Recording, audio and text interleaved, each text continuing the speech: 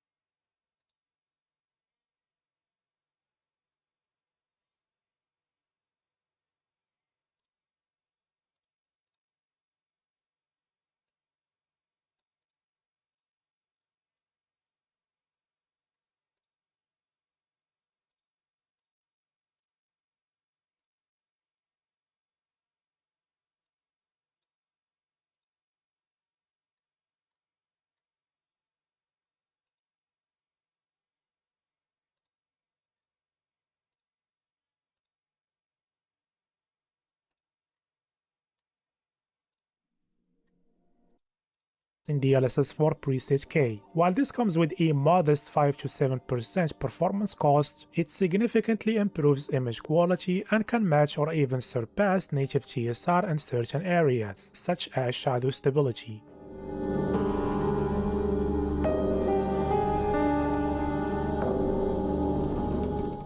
GSR isn't the only option for native resolution. We also have FXAA and the standard GAA. While both perform significantly faster than GSR, they are not recommended. GAA produces a soft and blurry image, while FXAA isn't ideal in a game where most rendering elements rely heavily on temporal accumulation.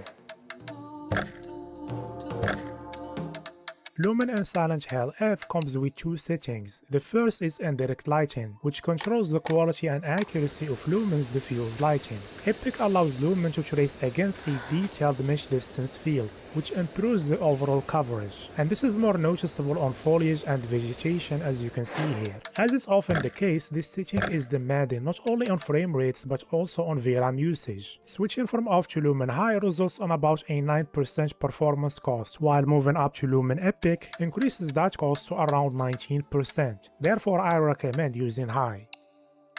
The second Lumen setting is Reflections, which controls Lumen's specular reflections. You can disable it entirely, which impacts overall lighting, or switch to screen space reflections instead. Surprisingly, the performance cost is minimal, only becoming noticeable with Lumen Epic, which incurs about a 4% performance hit. However, this could still significantly affect performance and more demanding later areas, so I recommend keeping it at Lumen High.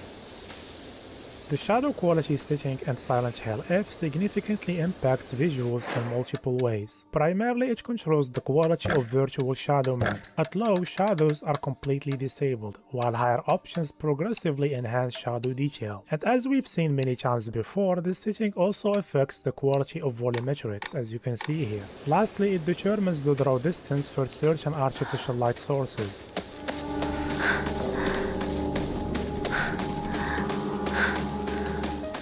And this is one of the most demanding settings in this game. Here, going from low to medium comes with a 12% performance cost, to high 18% and to very high 31%. So for this one I recommend medium, and if you have enough performance and VRAM to spare, use high.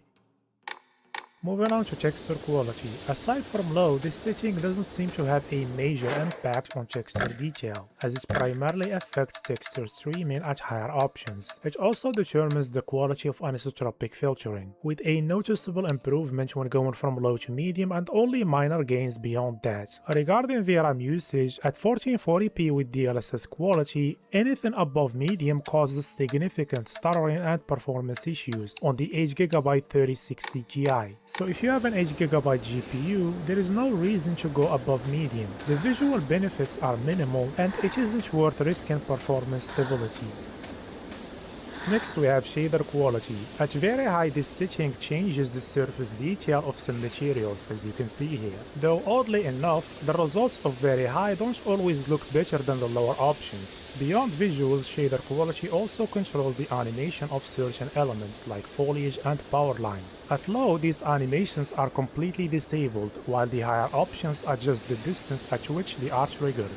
The performance impact of this setting varies depending on the scene. For example, in this scene, going from low to medium incurs an 8% performance cost, 9% to high, and 12% to very high. But in a different scene, the performance hit is much higher with 18%